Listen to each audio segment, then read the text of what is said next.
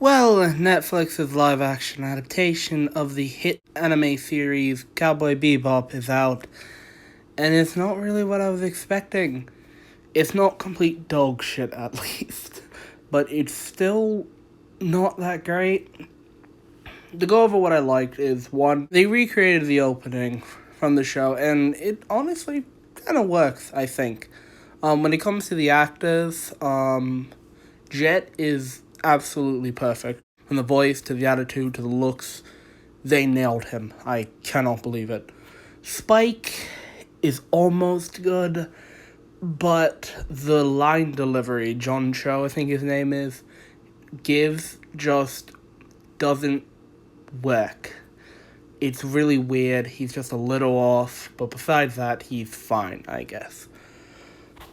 Some of the stories were fine, I guess. That's not really a lot to like. So let's get into the bad. Vicious is one of the most meh characters I've seen. I honestly forgot he's even in the show, even though he shows up a lot for his little side plot. It's kind of, I don't even get it. And he looks like he's wearing a wig the entire time. Probably the worst character in the show. The second most annoying, at least. And one of the two big contractors to why this show sucks. Faye Valentine. They ruined her. She's obnoxious. She has the word dick in probably half her lines. She doesn't work as Faye. She's just terrible. They got rid of all her sexuality, and instead replaced it with another sexuality called lesbianism in one of the most awkward scenes I've watched. She just meets a mechanic and then is in a minute, and then within a minute she's like, well, I guess I'm gay now, let's get in the bed. And then they kind of cram it down your throat that she's a lesbian.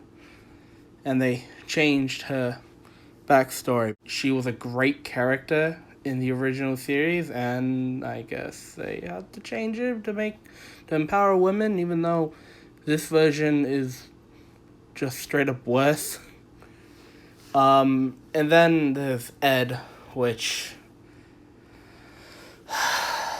Ed is basically a one-to-one translation from anime to live action, and it doesn't work. Because Ed is a very animated character, and putting that into live action makes her look like a bloody spaz. Oh, and I'm not even touching on the character assassination of Julia.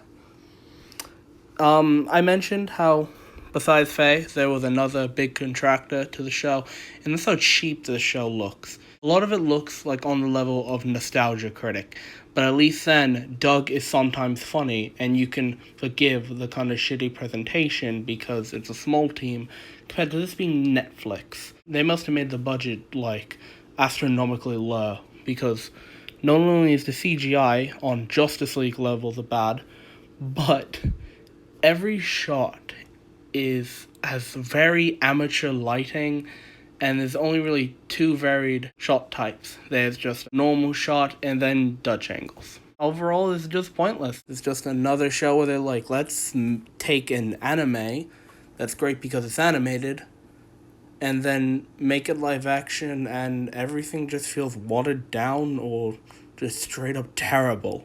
But I mean, I guess it's better than other anime adaptations, but when the bar is set so low, it's not that hard to surpass. Go watch the original. Next video is going to be something special. Here's a hint. Bye.